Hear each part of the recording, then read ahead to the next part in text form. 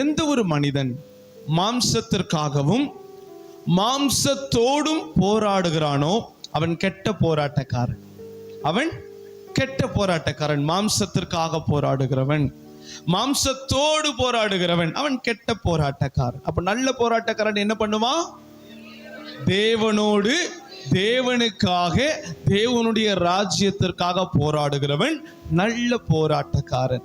அப்போ ஆண்டவர் இந்த நாளிலே உங்களையும் என்னையும் பார்த்து சொல்லுகிறார், நல்ல போராட்டம் பண்ணு. ஒரு ஆமென் சொல்லிடுவோமா? நல்ல போராட்டம். அது என்ன நல்ல போராட்டம், கெட்ட போராட்டம்? அப்ப கெட்ட போராட்டம் என்று ஒண்ணு உண்டுல்ல. அந்த கெட்ட போராட்டத்தை வேதம் என்ன சொல்லுகிறது? எடுத்து வாசிக்கலாம். எபேசியர் 6வது அதிகாரம் 12வது வசனத்தை ஒருவர் வாசிக்க நாம் யாவரும் கேட்கலாம். ஏனெனில் மாம்சத்தோடும் இரத்தத்தோடும் அல்ல, மாம்சத்தோடும் இரத்தத்தோடும் அல்ல. போதுமா? ஏனெனில் மாம்சத்தோடும் இரத்தத்தோடும் அல்ல.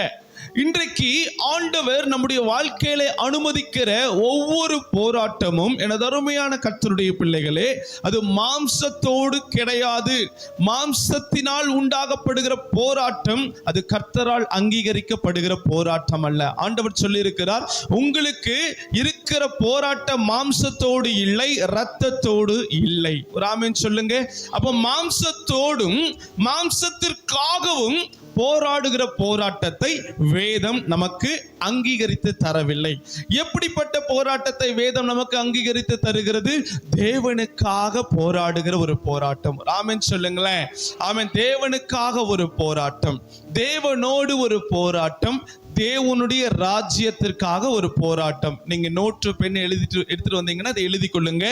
தேவனுக்காக போராட்டம், தேவனோடு போராட்டம், தேவ ராஜ்யத்திற்காக ஒரு போராட்டம். ஹல்லேலூயா.